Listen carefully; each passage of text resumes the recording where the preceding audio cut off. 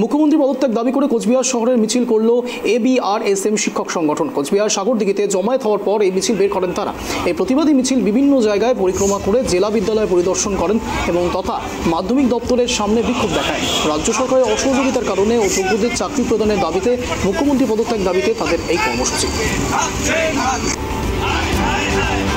আজকে সারা রাজ্য জুড়ে একটা অপ্রীতিকর পরিস্থিতি তৈরি হয়েছে, যে অবস্থায় অনেক যোগ্য শিক্ষকরা যারা তাদের নিজেদের যোগ্যতায় কর্মরত রয়েছেন দীর্ঘদিন থেকে, আজকে রাজ্য সরকারের অসহযোগিতার জন্য, CBI বা বিভিন্ন তদন্তকারী সংস্থার সাথে অসহযোগিতার জন্য তাদের ভবিষ্যৎ একটা ঘোরতর অনিশ্চয়তার মধ্যে চলে এসেছে।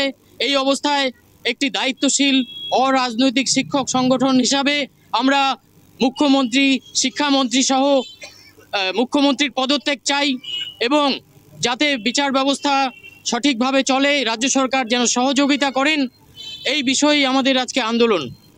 এই আন্দোলন আমাদের প্রতিনিধি দল কলকাতায় তারা রাজ্যপালের কাছে যাচ্ছেন এবং আমাদের সুপ্রিম কোর্টের সাথেও আলোচনা চলছে যোগ্য শিক্ষক, শিক্ষিকা, শিক্ষাকর্মীদের আইনি সহায়তা দেওয়ার জন্য।